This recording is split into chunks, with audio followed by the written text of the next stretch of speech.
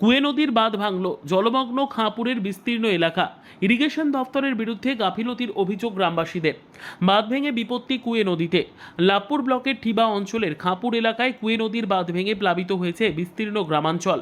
স্থানীয় ঠিবা গ্রাম পঞ্চায়েতের উদ্যোগে নির্মিত হয়েছিল এই নদী বাঁধ, তবে যথাযথ রক্ষণাবেক্ষণের অভাবেই গতকাল এই দুরবস্থার সৃষ্টি হয়েছে বলে অভিযোগ। গ্রামবাসীদের দাবি, বহুবার ইরিগেশন দফতরকে জানানো সত্ত্বেও কোনো কার্যকরী পদক্ষেপ নেওয়া হয়নি।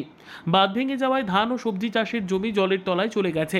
ঘরবাড়িতেও জল ঢুকে পড়েছে বহু পরিবারের। আতঙ্কে রয়েছেন এলাকার বাসিন্দারা। স্থানীয় প্রশাসনের পক্ষ থেকে ত্রাণ শিবিরের আয়োজন করেছে। গ্রামবাসীরা দ্রুত সরকারি হস্তক্ষেপ ও শক্ত বাঁধ নির্মাণের দাবি জানিয়েছেন।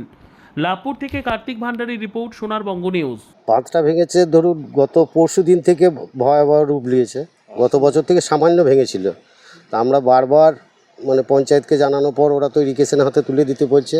দয়া করে যদি ইরিগেশনের হাতে তুলে দিয়ে আমাদের সুরাহা হয়। হ্যাঁ, আমাদের তো চাষের তো দূরের কথা, ঘর বাড়ি সদ্যে ভেসে যাওয়ার মতো ব্যাপার।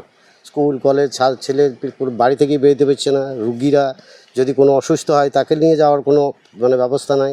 আমরা বারবার ওপর মহলে জোরহাত করে বলছি, যাতে অনুরোধ করে বলছি যাতে আমাদের এইটুকু সুরাহা করে দিন।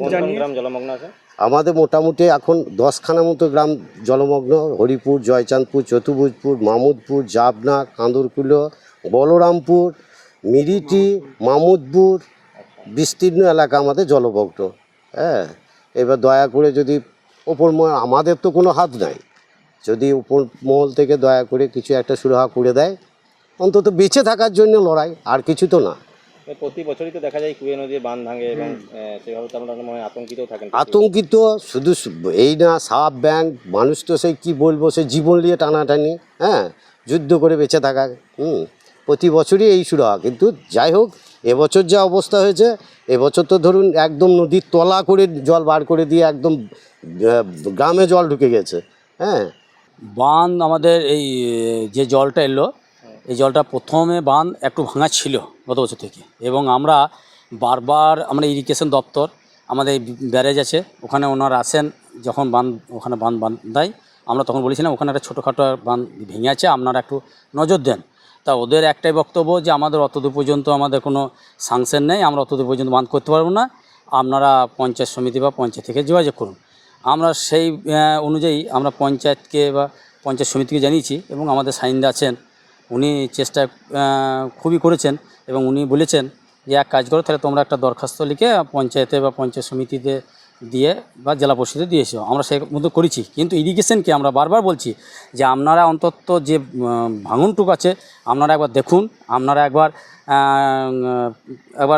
তদন্ত করে দেখুন, যদি আপনারা একটু টেনে দেন, আমাদের অন্তত 1 কিলোমিটার পর্যন্ত যদি বাঁধটা টেনে দেয়, তাহলে আমাদের এই সুরাহাটা হয়ে যায়। কিন্তু ওনারা কোনো দিন এই পর্যন্ত আসেনও না আর দেখেনও না, ওই ব্রিজ পর্যন্ত আসে বা দেখে চলে যায়।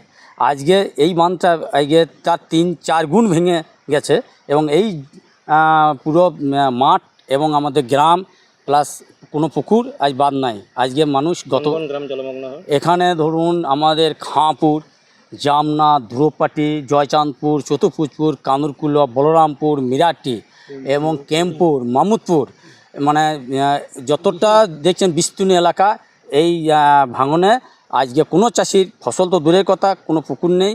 গোল বাড়ি থেকে আরম্ভ করে অনেক ঘরবাড়িও এতে ধসে গেছে এবং ক্ষয়ক্ষতি হয়েছে।